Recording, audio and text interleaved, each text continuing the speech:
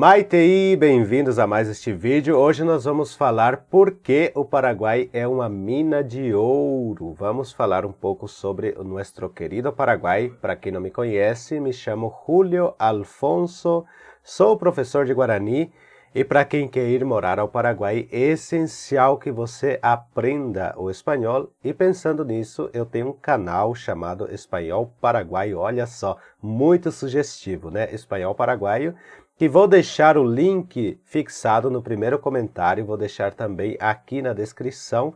Corram lá, se inscrevam lá, quando atingir os 1000 inscritos, eu vou trazer aulas como nunca sobre especificamente o espanhol do Paraguai, o castelhano, o famoso castelhano, para você aprender a se comunicar de forma legível, de forma inteligível em castelhano do Paraguai e você vai ser muito bem sucedido falando o castelhano e aprendendo inclusive algumas gírias lá do Paraguai. Vamos então para o vídeo, por que o Paraguai é uma mina de ouro? Hoje vai ser somente um bate-papo.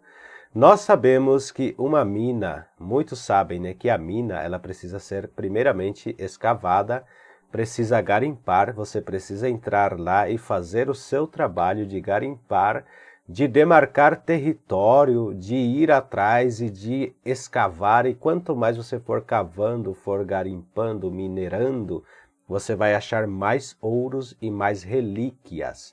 O que eu quero dizer com isso? Eu vou trazer aqui uma outra comparação também que é semelhante à pessoa que pega uma terra crua, uma terra virgem. Você pega lá um mato, você compra um pedaço de terra, aí você precisa entrar e trabalhar nessa terra.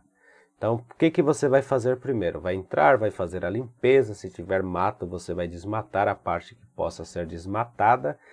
Depois você vai ter que pegar esses troncos, arrancar os troncos, preparar a terra, cavar, fazer um poço, fazer uma casa. Tudo isso demanda tempo para você produzir numa terra. Que nem a gente às vezes fala assim, né? O pequeno agricultor que ganha uma terra ou que compra, ele tem que entrar e fazer tudo isso. Você, por exemplo, que quer construir uma chácara, você vai pegar um terreno, vai ter que fazer tudo ali para daqui a um tempo você colher esses frutos. E todos os frutos que você colher vai depender do que você plantou. Por exemplo, não adianta nada você ir lá plantar limão e querer colher mexerica, por exemplo. Ou você ir lá plantar abóbora e querer colher melancia. Então você vai ter que plantar aquilo que você queira colher. E nesse sentido, o Paraguai é uma terra virgem, uma terra que necessita de você, empreendedor. Paraguai precisa muito de você que é empreendedor e conservador para tocar sempre o dito conservador, porque o Paraguai em si, ele é um país conservador, mas se a gente não dar atenção, se a gente não for lá e começar o nosso trabalho de manter o conservadorismo, de preservar os bons costumes cristãos, principalmente a educação, a família, a gente vai perdendo espaço para quem vai lá e leva ao contrário, porque para eles vão ser novidade, eles vão falar, poxa, quem eu esperava que viesse aqui, que fizesse, não faz, então a gente vai tocar nessa toada, né? E isso é relativo, gente, é assim, às vezes uma pessoa, um animal, por exemplo, você tem um animal em casa, que você não dá carinho para o animal, você só maltrata ele. Chega uma outra pessoa que começa a dar atenção para esse animalzinho, começa a tratar ele bem, ele vai gostar mais daquela pessoa, inclusive pode até ir embora com ela e abandonar a sua casa, né? Ou até às vezes filhos, né? Por exemplo, você não é legal com seu filho, não educa, né? Não faz nada, tá nem aí, chega uma outra pessoa que tem uma lábia melhor, vai levá-la a mau caminho, principalmente muitas crianças que caem nesses maus caminhos, por exemplo, são essas crianças deixadas, que não têm atenção dos pais, e elas vão para o rumo da criminalidade, não é assim? Aqui no canal, então, nós falamos sobre Paraguai e eu quero dizer que Paraguai é uma terra virgem. Muitas pessoas perguntam aqui, mas lá dá certo? Lá dá certo isso, dá certo aquilo? Olha, terra virgem, o que é que você entende de terra virgem? Tudo que você fizer numa terra boa, numa seara boa, numa terra virgem que você preparar, você não vai lá também lançar a semente e deixar à mercê, você vai ter que cuidar, vai ter que regar, vai ter que plantar, né? Vai ter que cuidar daquela planta, adubar, para que ela possa crescer com fertilidade. Quando ela chegar a florescer, as flores possam dar também bons frutos. Porque se você plantar uma árvore que ela não cresce, você não cuida dela, deixa, não rega, né? Não põe água nessa planta, como que ela vai crescer? Então, o que a gente quer dizer com essa situação de comparações que a gente está falando aqui no canal? Que você sim, tem que ir para o Paraguai ciente de todas essas coisas. Por exemplo, me perguntam, dá certo calha? Gente, talvez o paraguaio não tenha o costume no dia a dia de usar calha. Mas se você for lá e construir esse negócio, você lembre-se que você vai ser o pioneiro. Então, por exemplo, você vai ter lá, por exemplo, a calha vai dar certo, porque você foi lá, trabalhou, daqui 3 anos todo mundo vai ver que tem uma calha diferenciada, dá uma estética para a casa, além de fazer a proteção para a casa, não é só a proteção, é a estética. As pessoas vão começar a querer fazer calhas. Eu estou dando exemplo de calha, mas tem outras coisas. Por exemplo, dicas de construções, né? Você pode levar uma arquitetura diferente, você que é engenheiro, por exemplo, propor algo diferente, ambientes diferentes, designers de interiores, tem tantas coisas que você pode explorar que tem tipo assim, uma imensa possibilidade de coisas que você pode sim explorar e ir ao Paraguai fazer. Mas existe sobre tudo isso uma parte ruim. Como é uma terra virgem, você vai ter que trabalhar muito. Se você chegar, por exemplo, numa pessoa que nunca comeu, vamos dizer, peixe frito, que no Paraguai a maioria não come peixe frito, come caldo. Aí você chega lá e fala, não, peixe frito é bom. Você vai tentar convencer, até a pessoa se convencer em comer o peixe frito. É um famoso caso, por exemplo, é o sushi, né, a comida japonesa ali. Tem pessoas que, a princípio, odiavam comida japonesa. Já tive muitos depoimentos sobre isso, que odiavam, que não queriam. Mas começaram a ir a frequentar e hoje amam, não conseguem mais ficar sem. Então tudo é uma questão de adaptação. Você consegue se adaptar a qualquer nicho e a qualquer serviço. E no Paraguai é assim, uma terra virgem que você vai ter que explorar, sim. Você vai ter que se impor, vai ter que passar os seus dias trabalhando. Mas o trabalho não é só, por exemplo, eu sempre falo isso, né? Aqui no Brasil eu fiz um trabalho legal sobre isso.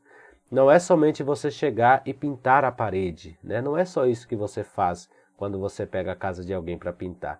Porque é fácil você falar, não, eu sou pintor, vou lá, pinto a parede e vou embora. Mas você já parou para pensar que você tem que convencer a pessoa a te contratar para você pintar a casa dela? Por que que ela vai te contratar? Por que que ela vai querer os seus trabalhos? Por que primeiro de tudo, tem a relação humana, né? A pessoa vai se identificar contigo, vai gostar de você e depois do seu trabalho. A ideia não é ser aquela pessoa que só vende barato e por isso as pessoas te contratam, não, porque você tem a qualidade e agrega algo. Mas o seu diferencial, né, a sua postura pessoal e profissional é o que vai ditar o que você vai fazer. E existem muitas pessoas no Paraguai que se dão muito bem. Eu não conheço nenhum imigrante trabalhador que foi ao Paraguai que está pobre. Não conheço nenhum. Exceto aqueles que não querem trabalhar, que vão lá para se esconder da justiça. Mesmo as pessoas, se você andar no Paraguai, eu conheço o Paraguai muito bem, as regiões mais pobres, né? Você sai, por exemplo, no Paraguai, eu conhecia um senhor chamado Vino. Ele era baiano, olhem só. Ele morava no meio do mato. Nós íamos trabalhar, colher algodão, arrancar soja, descíamos um morro, lá embaixo tinha uma bica, depois descia mais, tinha um rio, subia para cima, era a casa dele, lá no meio do mato.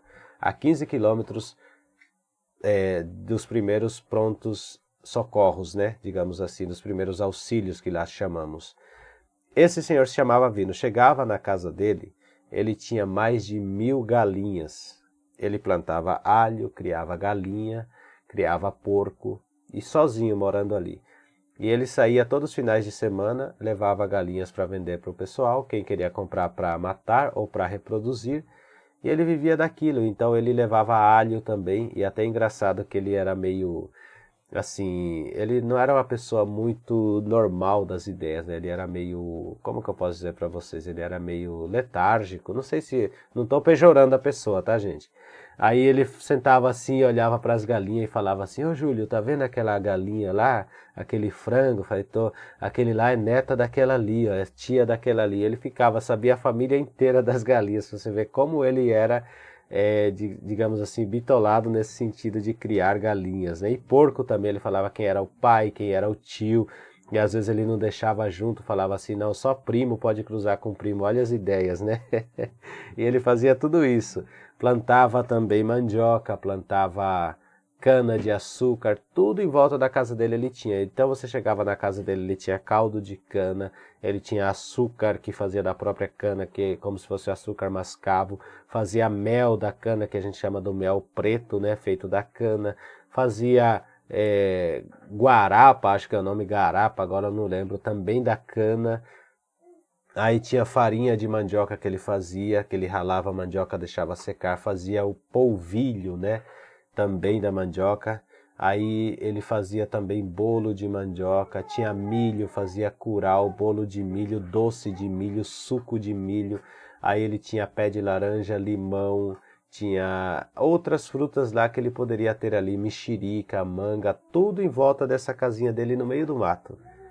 Aí você entrava na cozinha dele, ele tinha um fogão a lenha enorme assim, e ali ele tinha uma lata cheia de banha, ele tinha uma lata cheia de carne de porco dentro da banha ali, não sei se alguns mais antigos sabem, e aí ele tinha carne ao sol pendurada, carne em cima do fogão pendurada. Gente, uma vida de rico, porque com a sua liberdade ali no meio daquele mato, no meio da natureza, e aí ele ia no pé da serra e pegava água geladinha das minas. Ele fez uma bica que chegava até a casa dele e de lá caía água para ele, e era assim uma pessoa feliz. Aí ele pegava o seu violão à tarde, cantava, e a gente sempre estava ali junto com ele, depois voltava. Era muito interessante. Mas ele já chegou e pegou assim? Não, ele teve que trabalhar tudo isso. Ele teve que fazer tudo isso numa terra virgem e produziu muito. Então hoje o que eu quero dizer para vocês é isso aqui. O vídeo vai ser bem curtinho, tem aqui 12 minutos. Mas quem quiser, se você tiver fé, primeiramente é fé no coração. Você tem que acreditar em você. Não adianta nada você ir ao Paraguai e tentar ver se vai dar certo. Você tem que ir com fé que vai dar certo. Eu falo isso, gente, porque eu vim para o Brasil e eu vim para dar certo. E dei certo no Brasil, eu não posso reclamar do Brasil. E quando eu for para o Paraguai, eu sei que eu vou dar muito certo, só que eu vou no momento certo e no tempo certo. Não é que eu me apego ao Brasil, nada disso, mas eu gosto de trazer aqui, por exemplo, para vocês tudo sobre histórias, testemunhos. Então, assim, fiquem firmes. Quem está aí no Paraguai, talvez está me assistindo, está passando por momentos difíceis. Não ceda nos momentos difíceis. Lute, espere, né? Porque na vida não é, a gente é acostumado a ser do já, de começar já e querer fazer tudo no mesmo momento, que tudo aconteça no mesmo momento. E não é assim, gente. Eu, por exemplo, quando eu vim ao Brasil, cheguei aqui em 2008. Em 2016 que eu fui conseguir o meu carro, 8 anos depois. Pensem bem, 8 anos depois eu consegui um carro aqui no Brasil.